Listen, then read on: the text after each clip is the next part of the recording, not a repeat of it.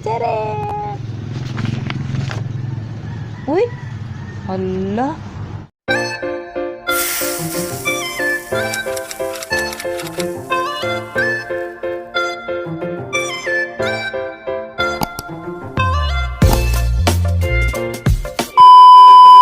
Hi guys! My name is Atenes and welcome back to my channel.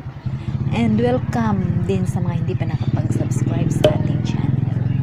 So, ngayon guys, mag-update tayo sa ating national ID. After 1 year. So, kahapon lang ako nakatanggap ng text na galing sa post office na andun na daw yung aking national ID. So, hindi ako nakapagpunta kahapon kasi walang magbabantay dito sa aking munting negosyo. So, ngayon ko lang nakuha. So, ngayon guys, sinabay ko na rin yung sa anak ko kasi natanggap din yung nakatanggap rin siya ng text last week, mga Thursday siguro yun ay mga Friday. So kaya hindi pa niya nakuha. So ngayon sinabay ko na kunin doon sa post office. So yun guys, after 1 year kong hinihintay itong aking national ID, sa wakas nandito na rin siya. Excited akong makuha ito. Kaya pinuntahan ko talaga ngayong umaga. Kaya ito na siya guys. So, ngayon guys, nandito na siya. So, ito yun siya guys. Ito yun. Charan! So, may ID na ako guys na may valid ID na ako na bilang isang married. Charan!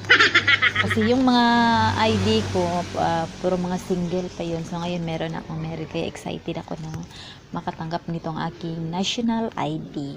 Yan. So, ngayon guys, hindi ko pa siya talaga binuksan guys. Oh. Ayan. Hindi ko pa siya binuksan kasi gusto kong ipakita sa inyo. March 28. March 28. So, dalawa ito guys.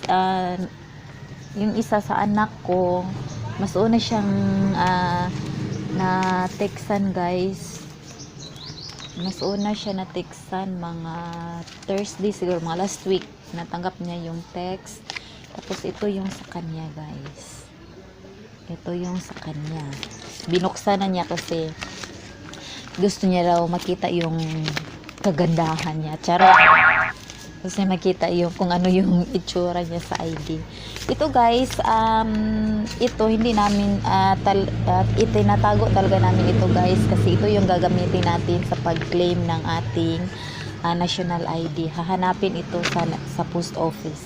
Pero hindi nila kinuha kasi pinadala lang nila balik sa akin kasi baka raw magamit pa natin. Ayun. So ngayon guys, bubuksan na natin siya guys ha. Kasi excited na rin ako makita yung mukha. Excited lang sa mukha. Ayan.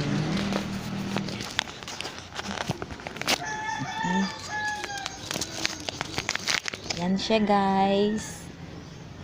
Matagal din yung iba mga ano lang, mga ilang months lang, pero itong sa akin mga 1 year. Ayan ay siya guys. Tere! Uy! Hala! Lainag na akong uy.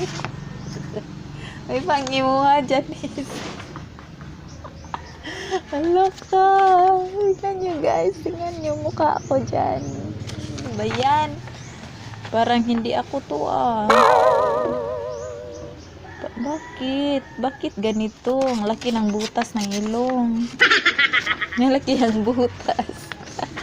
Ay, nako. Bakit ganon? Ayan na siya, guys. Married. Married na siya. Ano ba yan? Baka iba ito. Charot. So, ito na siya, guys. ito na yung ating national ID. Tapos, tinanong ko yung nasa post office. Sabi ko, kung magagamit na ba natin ito sa mga transaction. Sabi nung nasa office, sabi niya okay na daw kasi naaprubahan na daw ni President Duterte bago pa lang.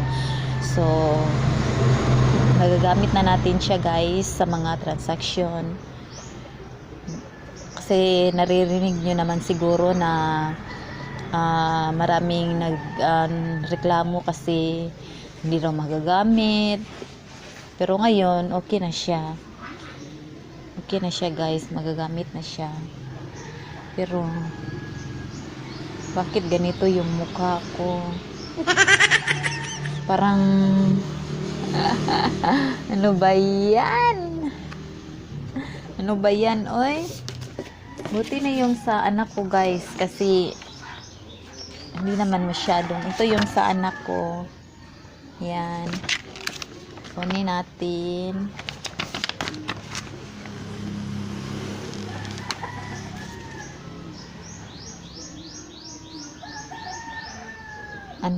Anon lagi ni mo, Janice? Kalagayan, uri ng blood type. Imo kay anon. Anon yung nakalagay sa kanyang blood type. Sa akin is A. Charot. A as in Anita. Ganon. Sa mga 1 year ko rin siyang hinihintay guys. Sabi ko ay wala siguro yun. Sabi kasi nila na pag naaprubahan daw yun, ganon, maka-receive ka. Pero kaya sabi ko ay baka hindi yun naaprubahan kasi wala naman akong natatanggap. Ang tagal na kasi sabi nila mga 3 months ata yun. Mga 3 months lang kasi yung sabi nila. Pero sa akin 1 year. Ay. Pero at least nandito na. So thank you. Salamat sa Pelsis. Yun lang guys. Yun lang ang aking ma-share sa inyo ngayon. Sa mga hindi pa nakapag-subscribe sa ating channel, please don't forget to like and subscribe guys. And isama nyo na rin ang bell icon para updated kayo sa mga bago nating video. So, yun lang guys. Thank you for watching and thank you guys. Bye-bye.